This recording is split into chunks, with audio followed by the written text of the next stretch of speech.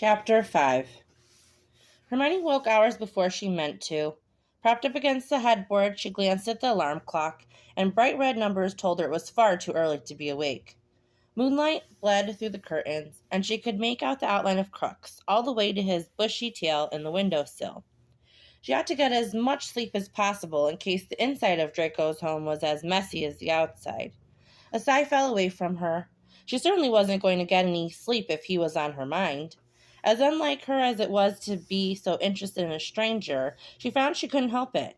Draco was fascinating, polite, and over lunch he'd proved that he wasn't bad company either. Clara's words revisited her just to haunt her, and she groaned under her breath. As a grown woman, it wouldn't do to be hung up on his looks, regardless of how nice they might be. Hermione snickered, muffling the sound with the back of her hand because Scorpius was just down the corridor. Nice truly didn't begin to cover it. It would be a mistake, irresponsible even, to become infatuated with someone she didn't know. It would be even more of a mistake to allow her son to become absolutely engrossed with said stranger. Draco. His name is Draco, her subconscious urged, because it would crush him if Draco turned out to not be a good person. Even though Hermione thought she was quite the judge of character, she reminded herself of what could happen if she was too trusting. For instance, she still didn't understand how she had ended up in the town 5 years earlier. Broken bones. Her medical records said, but broken was underlined 3 times. She'd been left for dead if the whispers weren't anything to go by. Had it happened because she'd been too trusting? Hermione started the morning by throwing off the blankets and padded across the bedroom. Passing her dresser, she paused to smile at a photograph of Scorpius, waving from the top of the hill near their home. The same hill she usually found him on whenever he took off on one of his adventures. Living in such a small town had its perks, and Scorpius being able to explore the fields near their home was one of her favorites. How could it not be when it meant that she was gifted flowers by her favorite person multiple times a week? Now that she thought of it, even though she stressed internally that it was just a coincidence, that field was where Scorpius had come across Draco and his partner. She couldn't recall the dark-haired one's name, but she remembered bright green eyes that seemed to harden when she spoke. That's just your paranoia, Hermione reassured herself. It was a nasty habit to have, being so overly cautious about everything and everyone she came across, but it was impossible to curb when she looked for something in everyone she saw. It was absurd, perhaps borderline insane, but Hermione had never been able to stop after leaving the assisted living facility. She'd moved in her own home where everything had its place. Everything but her. Somewhere in the world, most likely in England, someone knew who she was. They knew her name and her age and her favorite color. Did they miss her? Did they think of her on certain dates as she did? Did they imagine a blur shaped like a person when the holidays passed each year? It was enough to drive anyone spare as she waited for someone to refresh her muddled memory. No one had ever made her stop and wonder if she'd known them before all of this. Until Scorpius bounded home with 2 men in tow, one whose hair matched his to the smallest detail, and she knew that because she had scrutinized that particular fact as he strode away from her home, hands tucked into his trousers.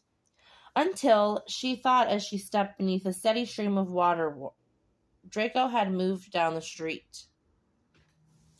Each time she saw him, it made her mind itch, an odd description, but there it was nonetheless. She considered it as water rolled down her skin, dipping between her breasts as she scrubbed her shoulders. Sure, it was true, undeniably so, that she'd been looking for something, and it might be true, however unreasonable, that a part of her she didn't recognize flickered to life with each meeting. It had to be because he was kind and attractive, or perhaps it was because his hair resembled her son's, a shade of white blonde that she had never seen before. It might be common, but it didn't stop her thoughts from latching on to the most unreasonable explanation of them all. Bracing her forehead against the tiled wall, Hermione exhaled slowly. No. Her thoughts swam as her temples began to throb in the onset of an early headache. If she was lucky, taking aspirin before it got any worse would ensure it wouldn't put an end to the day before it could begin. By the time Hermione finished pulling herself from bed, showering, and dressing in clothes she wouldn't mind ruining, Scorpius had taken it upon himself to make both of them cereal. "Mum, hurry up!" Arching an eyebrow, she handed him a spoon. "Draco will still be there even if you take time to actually chew your breakfast." He shot her a withering look that he hadn't learned from her and shook his head. "You took forever." "Excuse me for wanting to be clean," Hermione muttered into the bowl. "Do you remember what we talked about, Scorpius?" He chased a purple pebble through the milk as he nodded. "I need to mind my manners." And his lower lip stood out as he pouted. "I'm not supposed to write my name on things that aren't mine." Hermione combed through his hair with her fingers, a smile forming already.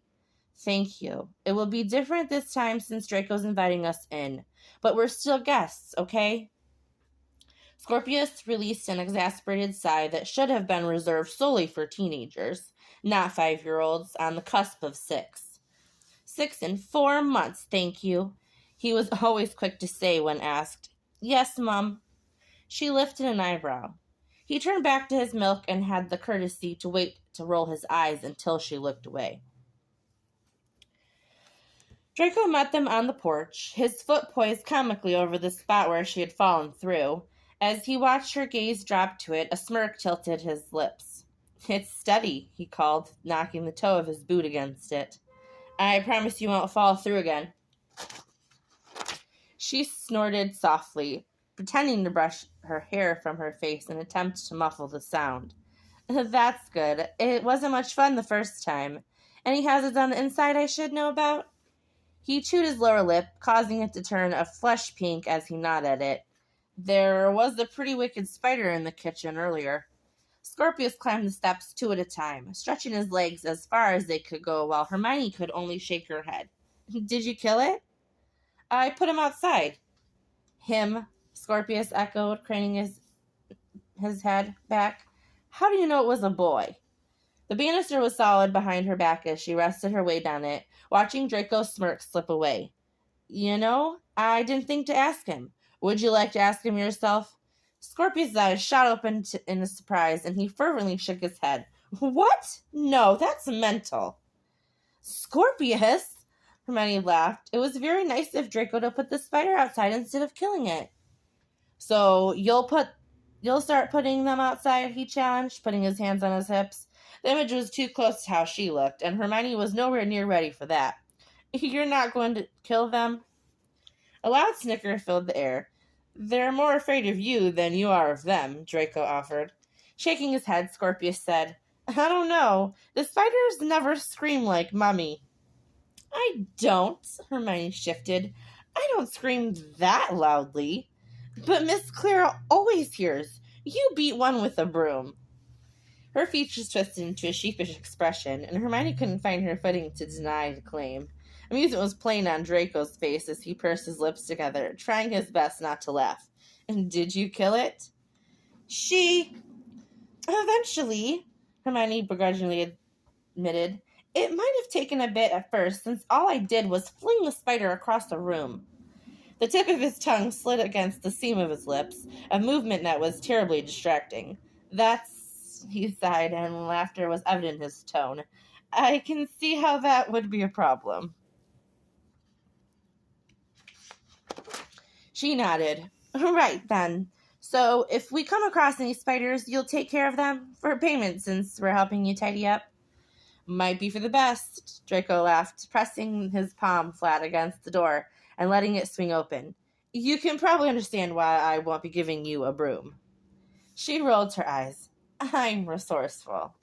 Hermione didn't notice the dark look that swept across his face. From the moment she stepped inside, her feet barely over the threshold, she'd wanted to take several steps backward. Tidying up did not even begin to cover the state of the house. He grimaced. "I have to admit, I'm mostly useless, but any heavy lifting?" Hermione nodded, laughing under her breath. There's nothing to cleaning. You'll get the hang of it. Scorpius sucked in a breath too close to a cupboard and choked on the dust particles that floated in front of him. This place is a dump. Scorpius, did you forget what we talked about? Light pink dusted his pale cheeks. I'm sorry I called your house a dump, Draco. The apology sounded anything but genuine, but neither of them could stop themselves from laughing. Not to undermine your mother, but you're not wrong. It's a dump. If we're all in agreement, Hermione began, eyeing the horrid stained windows in the kitchen that she could see from there. Draco's eyebrows shot up. Are we all in agreement? She blinked twice. Oh, no, I'm not going to call your house a dump. You'll just think it. The corner of his mouth twitched. Her chest was tight. Not that it had been heavy in the first place, but she wasn't blind to the way Draco affected her. I never said that either, she smirked. How do you want to do this? You can take one room and I'll take another. She crossed the room, floorboards creaking loudly as she peeked at the kitchen. Never mind. Maybe we should just work together. A thick layer of dust covered everything, and it was obvious that Draco hadn't set foot in his kitchen to cook. Bags from a local restaurant peeked out from the trash, and she wondered out loud, Have you been eating takeaway every night? He unbuttoned the bottom of his sleeves, rolling them up, and exposing defined forearms that caused her eyes to linger a little longer than appropriate. He didn't notice.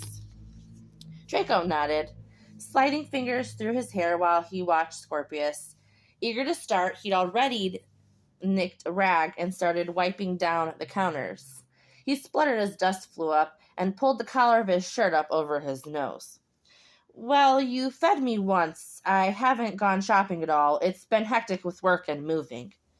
Not to mention flying back to England almost as soon as you got here, Hermione added, hoping she wasn't overstepping any boundaries by bringing attention to his family again. If you need anything, you let me know. Really, if you're so busy with work that you can't properly feed yourself. She set to cleaning behind Scorpius as he went, taking care to wipe the long streaks of dirt and grime he left in his wake. I can't reach the back, he muttered. Laughing, she said that she knew that. While tall for his age, the counters were still too high for him. Could you get the top of the cupboards and inside them? I can reach the lower shelves easily enough. Draco turned away with a short dip of his head. While Draco and Scorpius made idle chatter, she wondered why she was so willing to help him at every turn. She had an idea, and it had something to do with the way his forearms looked as veins stood out from pale skin. Half an hour into cleaning, Hermione couldn't stop sneezing uncontrollably. In fact, she couldn't even do any cleaning because of it. Mom, Scorpius giggled, you're broken. Laughing while sneezing was an odd experience, and after it happened once, she endeavored to not let it happen again. Just... Achoo! The dust, Hermione managed, pressing the tissue Draco handed her to her nose. It's too much. He didn't laugh, though Draco appeared to be on the edge of it. Let me take care of the dust. The sitting room isn't so bad if you'd like to have a seat. She took him up on the offer, but didn't bother with sitting down. Honestly, she hoped he was planning to buy more furniture than the lone leather recliner that was angled in front of the fireplace. Folding her arms over her chest, she paused at the mantel and reached for a photograph sitting there.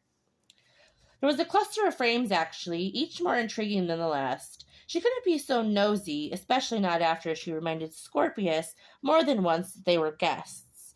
But as the edge of the frame met her fingers, Hermione was intent on breaking her own rules. Draco was on the right of the three, and she recognized the man in the middle as the one she'd met. His hair stuck out in all directions, tousled as if he'd spent a good chunk of his time digging his fingers into it, and she realized that this must be what he always looked like. There was a third man to the far left. Her thumb slid over his face, pressed against cool glass. He had red hair, and the freckles to match, dotting across the bridge of his nose in an endearing way. The three of them were seated in a pub from the looks of it, and Draco's fingers were wrapped around a glass filled with what she imagined was whiskey as he brought it toward his mouth. He looked miserable. She wondered why he kept the picture when his lips were tugged down into a frown and his shoulders were tense. Running a finger over him, Hermione's head tilted to the side. The back room was dimly lit, and there was something slim laying on the counter in front of him. In fact, it almost looked like a stick. But that was... Find something interesting? She hadn't heard him enter the room, much less come to stand right behind her. Draco grinned as a loud squeak burst forth from her lips. The frame slipped out of her grasp when she jumped, and landed in his hand as it shot out. "No worries," he murmured, and as she thought he must have seen the panic on her face. As bad as she would have felt for breaking something, she was more embarrassed to be caught snooping. "I'm sorry. My curiosity got the best of me." He shook his head. "I don't mind. You looked deep in thought. What were you thinking about?" Could she be honest? "You look sad," Hermione said quietly. "But you're with friends, and I wondered why." His shoulders stiffened, and a pang of regret wormed its way into her chest. "You're right. I was upset this night." It wasn't her place to ask, but it seemed she'd lost all semblance of self-control. "Why?" "You don't have to answer that if you don't want to." "I don't mind." Draco set the photo back on the mantel just in front of them. "I had a girlfriend when I was 18, and she went missing. Foul play was confirmed, but she's never been found." He breathed unevenly, reaching back to rub the back of his neck. "It was the day she died." Air rushed from her lungs. "Oh, Draco," she murmured. "I'm so sorry." Her fingers moved of their own volition. She would have sworn it wasn't by her own choice, and tangled with his as they rested at his side. "That's horrible. I'm so sorry." He squeezed her fingers, and warmth spread through her. "Thank you. I wanted to spend the night wallowing in self-pity, but they didn't let me this year. They had tried every year to. Suffice to say, they succeeded this year." "You must have truly loved her." "I did. I do. I haven't quite accepted it yet, but I'm working on that now." Looking around, Hermione spotted Scorpius sitting on the floor, drumming his fingers against his legs. "Is that why you moved here?" "Yes," he admitted. "There was too many memories of her when I'm home. Not that I want to forget her. I've worried that it's been long enough that I shouldn't look for her anymore, or miss her, or..." Without a second thought, Hermione slid her arms around his middle and tugged him into a tight hug. She probably would have ripped away from him in her own embarrassment, but her cheeks were warm. It helped, she thought, that he didn't hesitate either. Strong arms slid around her. His fingers fidgeted with her hair as the other hand flattened against the middle of her back. "If anyone tells you that it's been long enough, they're quite wrong. Only you can be the judge of that. It's not their business anyway." Hermione gathered her wits and stepped away. She was pleased to see a genuine smile on his lips. "I'm sorry that she's gone, and I wish you could find her." Hermione wasn't sure if it was the right thing to say because it exposed her doubt that he could, but 5 years was such a long time. "I notice her in things, and I realize this is more information than you asked for, but I see her in people, too. She'd have liked you." Her eyes widened. "Oh?" He laughed quietly. "Yeah, she would have." Laying a hand against his forearm, Hermione smiled. "You'll have to tell me about her sometime. As it is now, Scorpius is going to lose his mind if we keep waiting much longer. Wouldn't want that." After the dust was dealt with, Scorpius wasn't sure how to help. He wiped down the counters 3 more times before sighing. Hermione sat on her knees while balanced on the counter, cleaning out the cupboards. "Mom," he tugged the hem of her jeans, "can I do something to help?" She slid off of the counter and pulled open drawers until she found a rag that matched the one he had already had. "Sit down, love." Hermione knelt down and wrapped the rags around his trainers, plucking the elastic from her hair to the one around it. Then she pulled one from her wrist and did the same. "There you go." She patted his foot. "Now you can clean the floor." Within moments, Scorpius realized he could skate around the room as well, and he abandoned the thought of sweeping altogether. Draco looked at her in awe, and she giggled. "What? He's easily entertained, and you'll get a mostly clean floor out at the same time." At the end of the day, they weren't done. The day hadn't been unenjoyable. However, Scorpius spent most of it weaving in between Hermione, Draco, and the island in the middle of the room as he slid across the floor. Hermione hummed as she scrubbed grime and noticed that Draco was watching from the corner of his eye. She hummed a little louder then. So, Hermione began, watching as Scorpius jumped off the porch. Mom, can we come back? There was dirt on the tip of his nose and dusting his cheeks. Draco, can we come back? They looked at each other and Hermione laughed. Look, there's Crooks. Why don't you play with him while I talk to Draco? Scorpius went to Crooks, who was just snuck into the yard by squeezing himself through the gaps in the fence. Hermione pulled her jacket tighter around herself. I don't want us to invite ourselves into your home, but if you'd like more help, I'd be happy to do so. He sighed. Please, I'm utterly helpless, as you can see. You are. When you said you couldn't clean, I was skeptical, but you clearly were not fooling anyone, even yourself.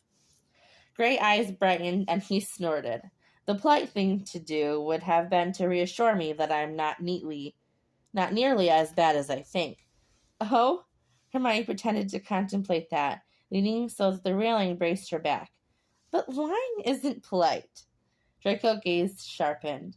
You're a cruel woman, Granger. Her headache returned, blooming to life as pain shot through her head, choosing to focus on the way her surname rolled off his tongue. Hermione grinned. I don't know if you'd be interested, but I have dinner already made at home if you'd like to join us. It'll only take a moment to heat up.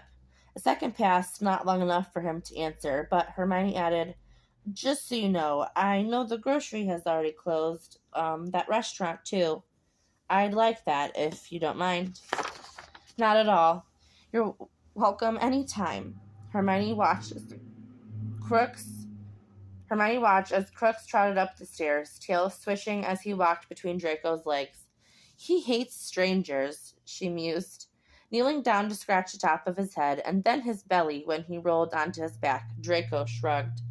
That's his favorite spot, Scorpius says as he neared them. You got lucky, Draco. The last man he met, he bit. Oh, yes, Hermione remembered that well. Animals really are the best judge of character, she muttered, perhaps a little darker than intended. Looks like you've passed the test, then.